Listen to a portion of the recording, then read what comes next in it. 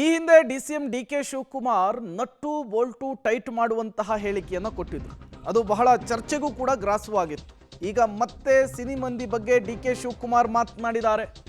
ನೀವೆಲ್ಲ ಬಣ್ಣ ಹಾಕೊಂಡು ನಾಟಕ ಮಾಡ್ತೀರಾ, ನಾವು ಬಣ್ಣ ಹಾಕದೇನೆ ನಾಟಕ ಮಾಡ್ತೀವಿ. ಡಿಕೆ ಶಿವಕುಮಾರ್ ಅವರ ಮಾತಿದು. ಕಲಾವಿದರ ಸಂಘದಲ್ಲಿ ಡಿಸಿಎಂ ಡಿಕೆ ಶಿವಕುಮಾರ್ ಕೊಟ್ಟಂತಹ ಹೇಳಿಕೆ ಇದು.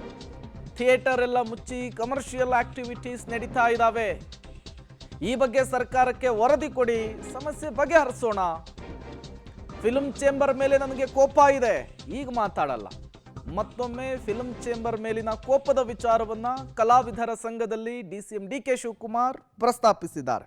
ಈ ರಾಜಕೀಯಕ್ಕೂ ಈ ಸಿನಿಮಾಕ್ಕೂ ಬಹಳ ದೊಡ್ಡ ನಂಟು ಮೊದಲಿದೆ. ಏನು ಮಾಡೋಕ್ಕಾಗಲ್ಲ. ನೀವೆಲ್ಲ ಬಣ್ಣ ಹಾಕೊಂಡು ನಾಟಕ ಆಡ್ತಾ ಇದ್ದೀರಿ, ನಾವು ಬಣ್ಣ ಹಾಕೊಂಡಿದ್ದೀರ ಅಷ್ಟೇ. ನಮಗೂ ನಿಮಗಿರುವಂಥ ವ್ಯತ್ಯಾಸ. ದಿನ ಒಂದೊಂದು ಆಡ್ತಾ ಇರ್ತೀವಿ, ದಿನ ಒಂದು ಡೈಲಾಗ್ ಹೊಡಿತಾ ಇರ್ತೀವಿ, ದಿನ ಉಗಿಸ್ಕೊತಾ ಇರ್ತೀವಿ, ಏನೇನೋ ನಡೀತಾ ಇರ್ತದೆ. ಇರಲಿ, ಎಲ್ಲ ಥಿಯೇಟ್ರ್ಗಳೆಲ್ಲ ಹೋಗ್ತಾ ಇದೆ, ಎಲ್ಲ ಸಿಗಲ್ಲ.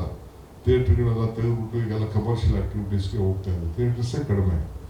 ಆಮೇಲೆಲ್ಲ ಮನೆಗಳಲ್ಲೇ ಇದನ್ನು ಹಾಕ್ಕೊಂಡು, ಇದನ್ನು OTP ಹಾಕ್ಕೊಂಡು ನೋಡುವಂಥ ಒಂದು ಸಂದರ್ಭ ಈಗ ಬಂದಿದೆ.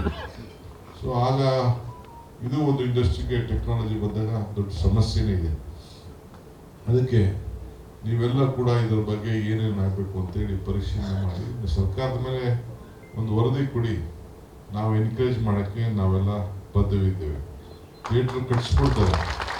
ಒಂದು ಥಿಯೇಟ್ರ್ ಕಟ್ಟೋದು, ಸಿನಿಮಾ ಮಾಡೋದು, ಎಷ್ಟು ಸಿನಿಮಾ ಸಕ್ಸಸ್ 10 ಮಾಡಿದ್ರೆ 1 2 ಸಕ್ಸಸ್ ಆಗೋದೇ ಕಷ್ಟ.